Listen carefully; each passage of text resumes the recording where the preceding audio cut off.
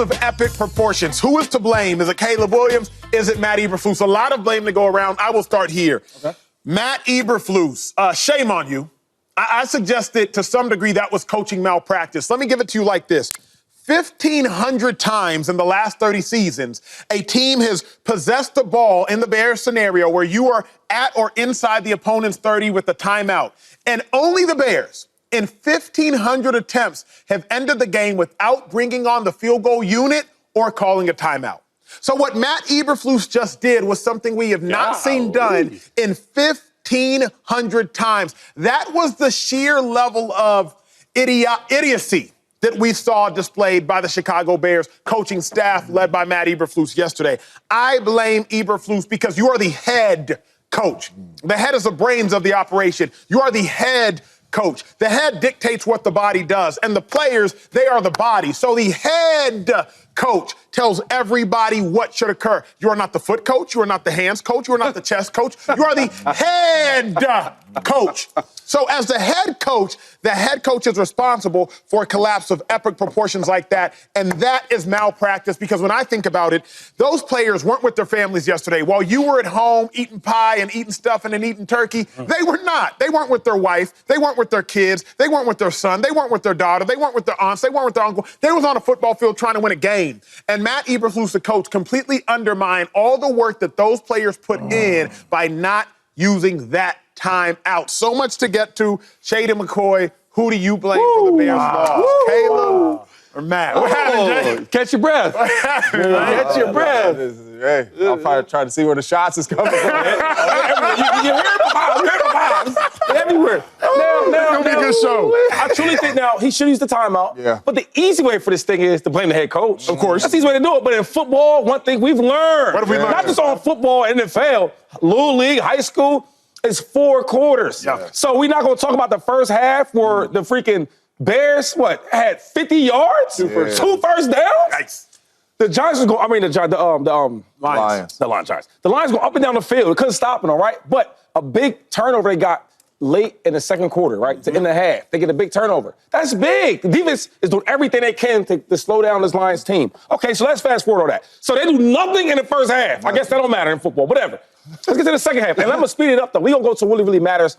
They got the ball to the 1-yard line. Caleb did a great job of getting them all the way down to the 44-yard line. Yep. Let's start there. Okay, so they get to the 44-yard line, so it's 4th and 4, right? And earlier in the game, they had an offense pass interference. Yep. That was the tight end commit, right? He picked the pick route for DJ Moore. Yep. He does that. They get a flag. Okay, cool. Now it's 4th and 14. Yep. And they get it again.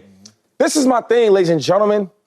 In football, once you make a mistake once, okay, cool, we learn from it. You don't do it again. Yep. They did it again. Okay, cool.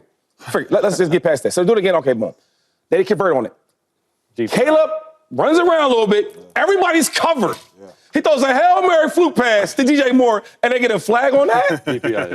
That did happen. Okay, let's move forward. Let me get back to my notes. Hold on. Don't get mad at me. He's like, don't get the notes. Okay, so now it's 46 seconds left. Now on a 25-yard line in Detroit. So now you have a field goal if you want it. Easy field goal, but you want to score. Okay, Caleb, the next play, he throws a drag route to DJ Moore. 5-yard route can easily go for another 10 yards. Okay. Might have scored. Incomplete pass. Cool. All right, so now second down. But hold up. They had 2 timeouts before that. What happened?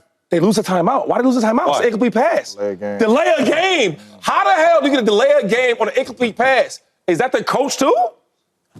Because we're going to blame the coach, not the coach. Okay, let's move forward. Keep going. You cooking? Okay, so now it's 2nd and 10, right? Because they had a bonus timeout. Yep. Okay, then they get a hands to the face penalty with the tackle, I guess it was. Okay, so now it's 2nd and 20. 2nd and 20. Okay. Play to Keenan Allen, too. Okay, and it was an 8-yard, 9-yard, right? Yeah, okay, cool. So that's a penalty. Okay, the next play. Now it's 2nd and 20.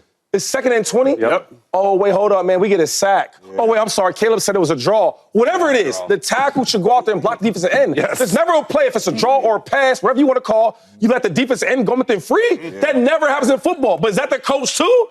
I don't want to, hold on, Acho, you said it. I want to know, is that the coach, too, Acho? So now we're looking at 3rd and 27, 28? Yeah. Okay, now we get to another situation. So now we're trying to throw the ball deep, right? I don't know if it was whatever the play was. They should use the timeout, whatever it was. Yeah. My thing is, when you want to blame the coach for everything, how can you? I just gave you different scenarios of these guys. Look at these dudes, though.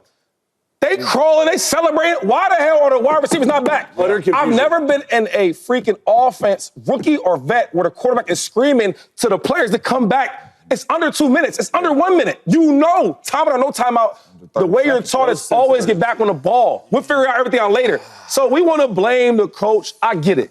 I would have probably called a timeout, I don't know, around like 18 seconds. Yeah. But we're not going to say this whole game is based on this one play. That's all I'm saying. So I did a lot to say this. Well said. And football is 4 quarters, Yes, it fellas. is. And y'all know that. And then on the last drive, we need everybody give me your perfect. You said what? Sometimes 5. Sometimes 5. You see what I'm saying? So that's all I got to say. I'm not taking up for the coach. No doubt. Because he did play a big part in that. You taking your part as a player. But all the other stuff is the players. Yeah. Well, and you got veteran wide receivers. Ain't no young balls. To both of your points, it's on everybody. I don't think it's on just Eber. I don't think it's just on Caleb. I think it's on the tackles. I think it's on the receivers. Cole Kmet, DJ Moore on that last play, which we'll get up and figure it out.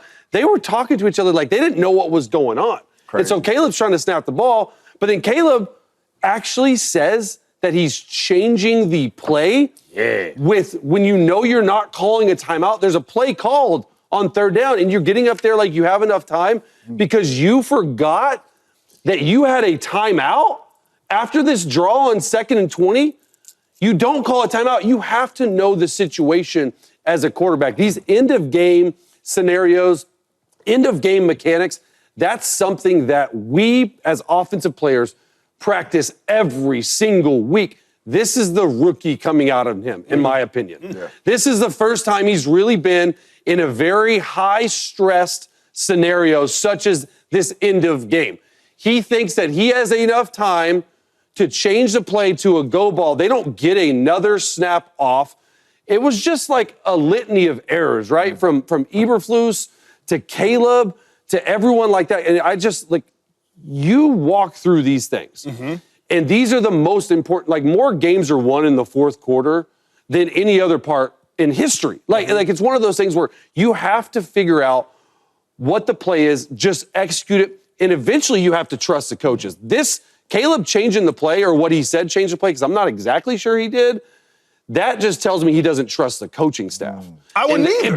But as a rookie quarterback, you have to trust the coaching staff. Here's why I say, because they had a play called. They still had a timeout. He forgot that there was a timeout. Just play the play, my guy. Here's my thought process, though, James. It's to me, if you're Caleb, one of 2 things are true. Either my coach is an imbecile or we don't have a timeout. Those are Caleb's only 2 options in my mind, because if you're Caleb, if my coach wasn't an imbecile, he would have called the timeout. And he's not an imbecile. So we just must not have a timeout. Caleb, in his post-game presser, like Chase has alluded to, he went up to the podium and he said, there were 13, I changed the play call. And the reason I changed the play call was because we didn't have any time. Oh, wait, no, we did have a timeout. He says, well, we did.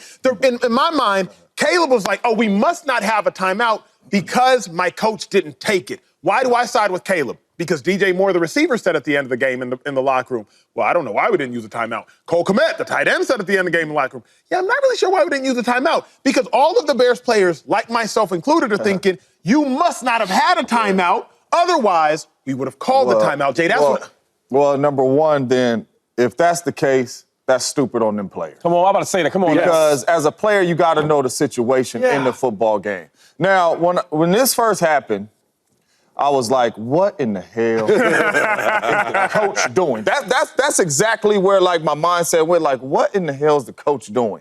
But as you watch the situation, number one, there is 0 sense of urgency. I don't know if y'all know, but it's 27 seconds left in the dang game. You got people walking back. You got Caleb doing all these signals. Sprint back in. I didn't see none of it. Even with that being Aaron Rodgers, me, Jordy Nelson, Greg Jennings, you would have been watching this tape and you would have looked at the receivers and we would have been like, hurry up and what are we doing? Sense of urgency. Number 2, right? Because I put some of it on the players too. You have 0 sense of urgency. But number 2, the head coach. Yes, sir. You go through all these situations in practice.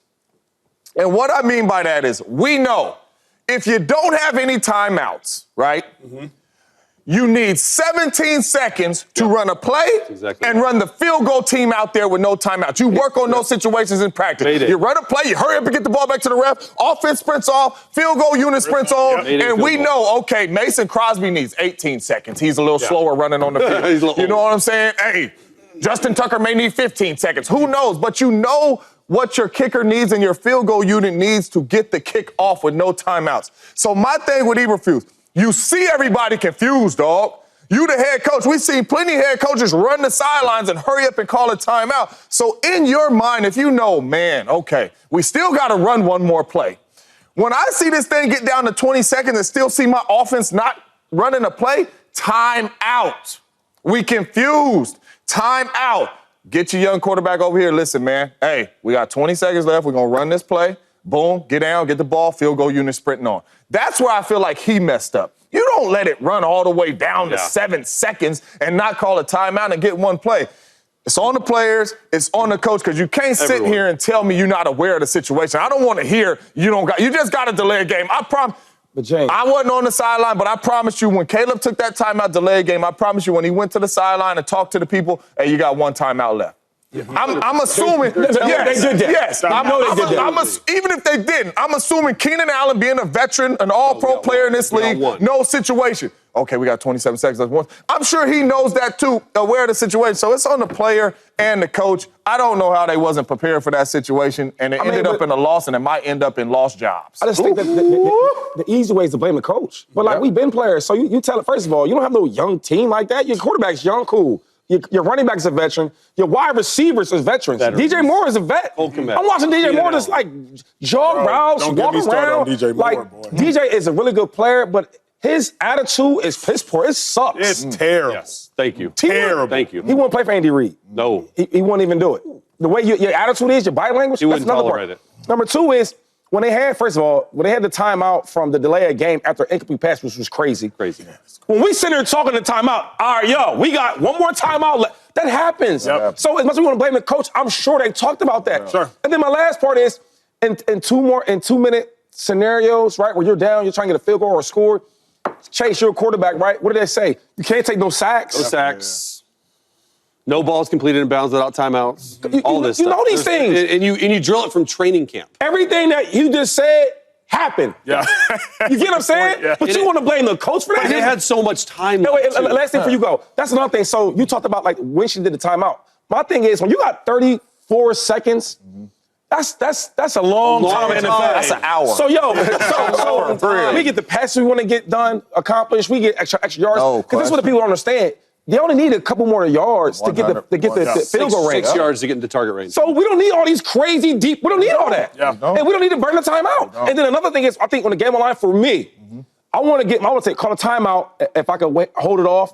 I need my kicker to be comfortable. Yeah. I hate when they got them stairs, the kicker running off. I hate all that. Because I look at kickers, special teams, other places, like they not really football people like that. They do one specific job.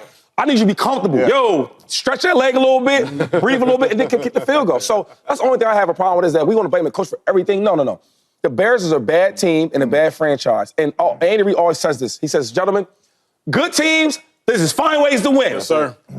And bad teams, they found a way to lose. That's well said. Hey, can we demonstrate what exactly should have happened? Absolutely. We're going to take y'all to the big board again. Whoa. Who the coach? I ain't the coach. I'm not playing the coach. Colin's the coach. Let's do this. Colvin, let's cut straight to class on grass. Shady, you're going to be down there because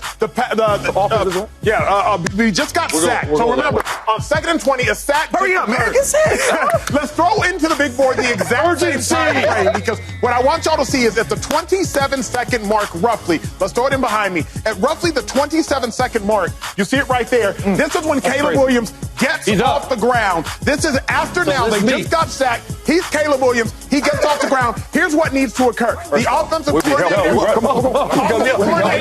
Give the play call. Give the play call, offensive coordinator. Now, Colvin, put the clock on. You got 27 seconds. Let's run through exactly what you're doing. Let's go. I'm up. Oh, come back. No, come over here. Where we at? All right, we got stick. Hey, we got slant. Right here. All right, here we go. Chase, get Pause right. it. Pause. At roughly 14 seconds, I like it. this is when Feel good Chase about it. is saying the whole line was back on the ball. Yep. The receivers were back on the ball. Caleb Williams has now given the play call. But, Chase, what happens? Caleb said he tried to change the Caleb play. tried to change the play. He's up there. He's talking. He's doing all this. And he's just no sense of urgency. So he's just sitting there. DJ Moore and Cole Kmet. Hey, man, hike the ball, man. Let's go, man. I'm just sitting there. No, you know what? Call the formation. Call it. Get set. Get lined up. Okay, so it's 14 seconds. It should have been called. Now we're going to play it again. Hey, 14 seconds are left. You're back at it, Caleb. Play it. Let's go. All right. Ready. Ready. Let's go. Stick. All right, here we go. Hey, down. Stop now. Get to the ref. So with roughly 5 seconds left, the Bears should have had the ball, allowed 6 to 7 yards. And here's what I want to make sure everyone knows. When we say down, that's what I said, down. Alert, down. And what that means is that if I'm throwing a stick route to James Jones, and there's under 10 seconds, he throws it. He does not, if he can go upfield, he does not do that.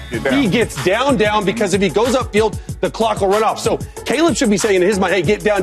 Hey, down, and you should be the one calling the timeout right there. And we only needed 6 yards for a field goal. You got 6 yards to get a field goal. If you do call a timeout, you call it when there's 32 seconds. You go to the line. If this is another way you go to the sideline and you get a play call you feel comfortable with. That play call should then take 10 seconds to execute. You have 22 seconds to run Mayday fast field goal on the field. That's a lot of time. That's a lot of time. There's 2 ways you could have done it. The one way you could not have done it is this what way. they did.